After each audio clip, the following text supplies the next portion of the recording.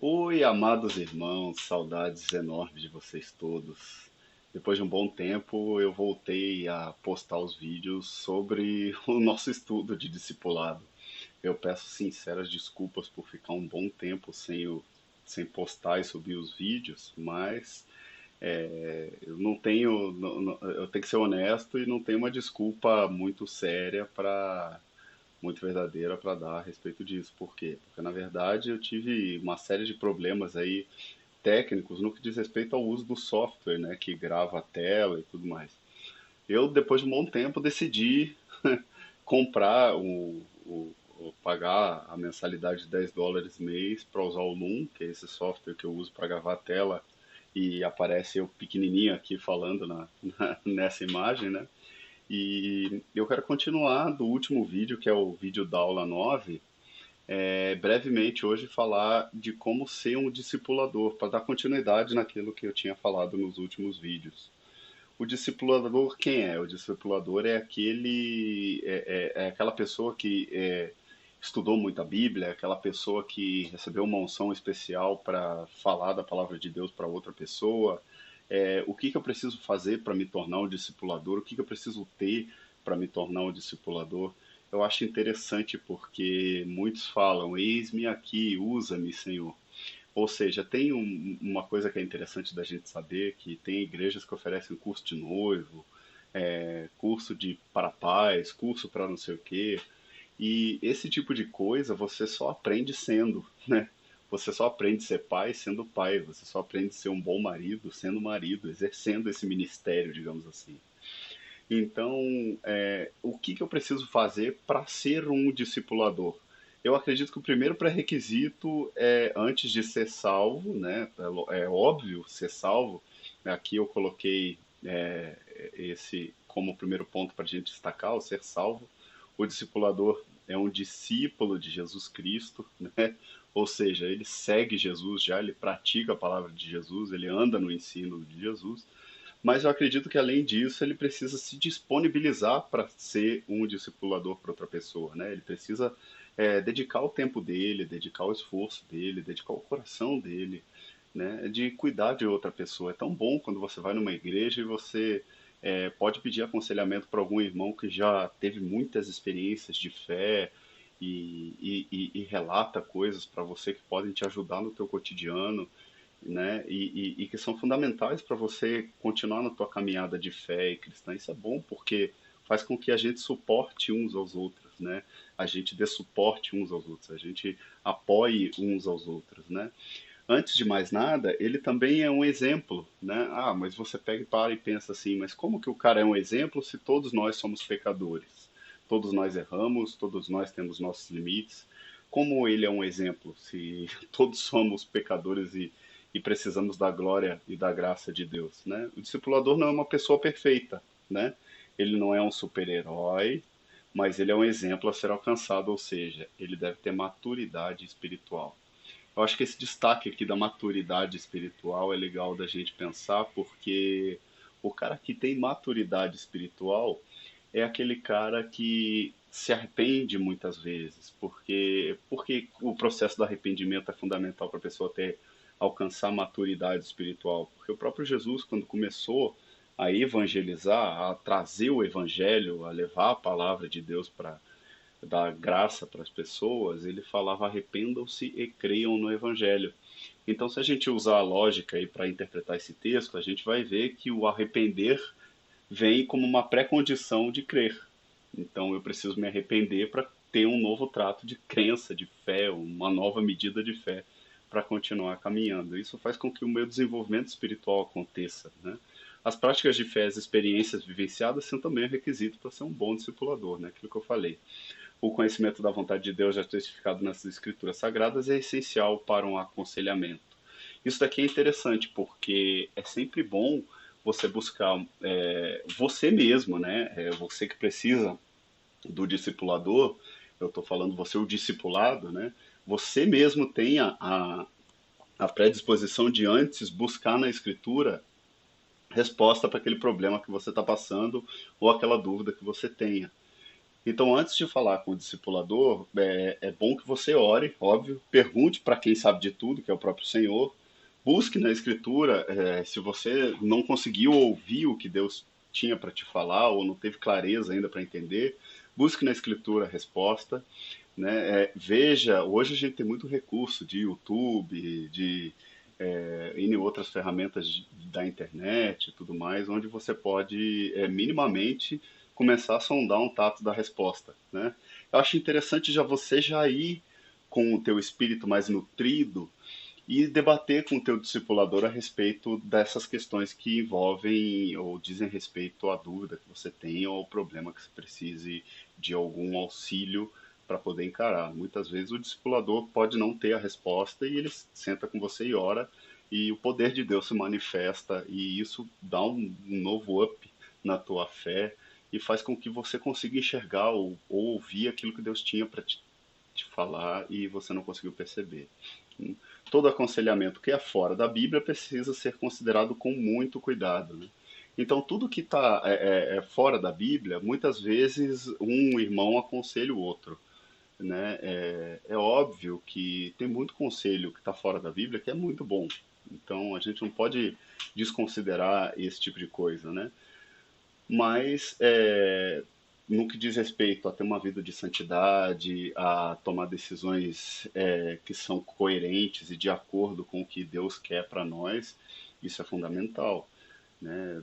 Dificilmente algum bom discipulador vai te recomendar que você tome alguma decisão que esteja em desacordo com a palavra de Deus. Então, é óbvio. Então, logicamente que a gente não conhece a Escritura e não conhece a profundidade da riqueza do mistério e da sabedoria de Deus como a gente quer, né? Porque Deus é eterno, então a gente nunca vai conseguir compreender ele completamente, né? Mas a gente arranha ali a superfície e tenta minimamente fazer a vontade dele, digamos assim, né? Outro ponto que é interessante é que o discipulador ele transborda amor. Então, todo conselho que ele for te dar, toda orientação que ele for trazer para você, é toda baseada em amor, é toda baseada em cuidado. O discipulador transborda amor pelos seus discipulados, pelos irmãos e até por quem ele não gosta. Jesus nos ensinou: se baterem em nossa face, daremos a outra face.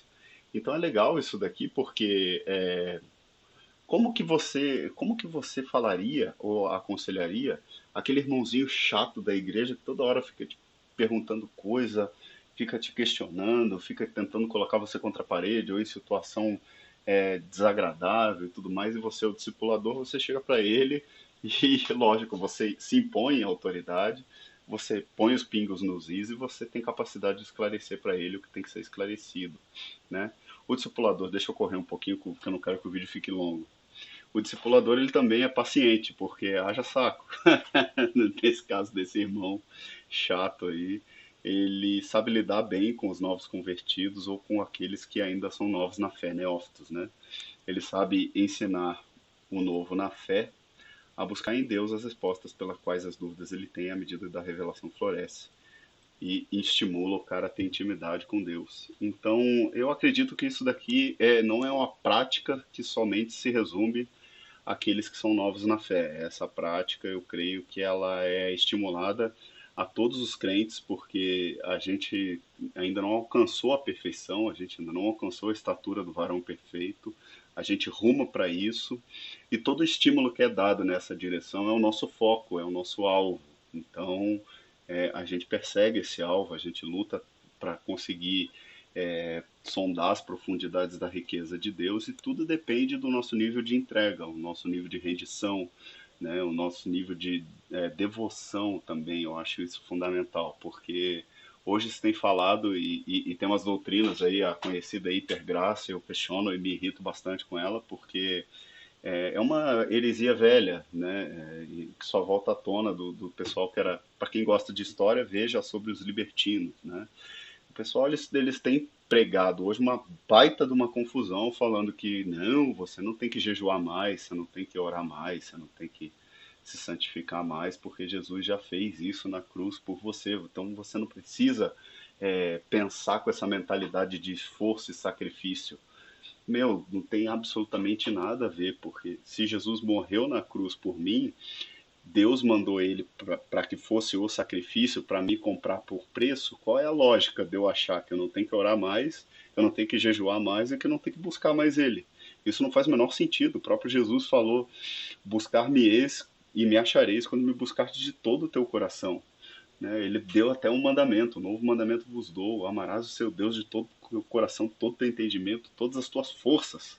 Então, todas as maneiras que eu tenho para aprender sobre a palavra de Deus, para chegar mais perto dele, para ter mais ele, cara, por amor a ele eu vou fazer. E, né, por mais que o meu amor ainda não seja incondicional igual o dele é, mas eu vou amar ele acima de todas as coisas.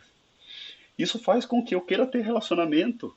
Isso não tem nada a ver com pensamento de mérito, ou pensamento de querer ter mais de Deus só por isso. Não, simplesmente eu faço porque amo.